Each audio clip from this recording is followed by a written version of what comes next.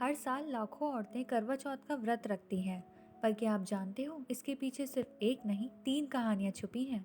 और एक कहानी तो इतनी पुरानी है जिसे लोग भूल ही चुके हैं। करवा मतलब मिट्टी का छोटा सुराही जैसा बर्तन और चौथ मतलब कार्तिक महीने की चतुर्थी। पुराने समय में ये व्रत सिर्फ पति के लिए नहीं बल्कि औरतों के बीच के बंधन के लिए भी माना जाता था। एक ऐसी दोस्त कुछ करवा सहेली कहा जाता था जिसे शादी के बाद अपनी बहन बनाकर रखा जाता था। पहली और सबसे मशहूर कहानी है राजा की बेटी वीरावती की। उसने निर्जल व्रत रखा था पर भूख और प्यास से बेहाल हो गई। उसके भाइयों से देखा नहीं गया और उन्होंने दिए जलाकर उसे चांद बता दिया।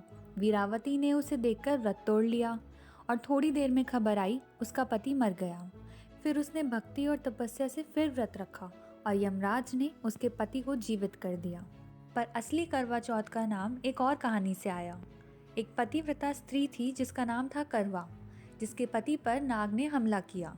करवा ने सरयू से उस नाग को बांध दिया और यमराज से कहा, अगर मेरी पतिव्रता शक्ति सच है तो मेरे पति को बचाओ। उसी शक्ति से प्रभावित होकर यमराज ने नाग को दंड दिया और पति को जीवन दान दिया। और तीसरी कहानी है महाभारत की। जब अर्जुन हिमालय में तपस्या कर रहे थे तो द्रौपदी चिंतित थी। कृष्ण ने उनसे कहा, करवा चौथ का व्रत रखो, तेरे पति सुरक्षित रहेंगे। उस व्रत के फल से अर्जुन सुरक्षित लौट आए। करवा चौथ केवल पति के लिए नहीं, एक स्त्री की शक्ति, तपस्या और प्रेम का प्रतीक है।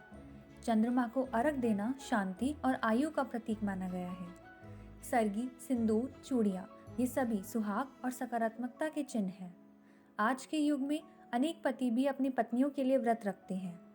इस नए युग में ये प्रेम और समानता का व्रत है। इसलिए जब करवा चौथ की कथा सुनी जाए तो स्मरण रहे, ये केवल एक व्रत नहीं बल्कि एक अमर कथा है, प्रेम की, शक्ति की और अटूट तपस्या की। ऐसी ही हिडन भारतीय कथाओं के लिए सब्सक्राइब करें और शेयर करें।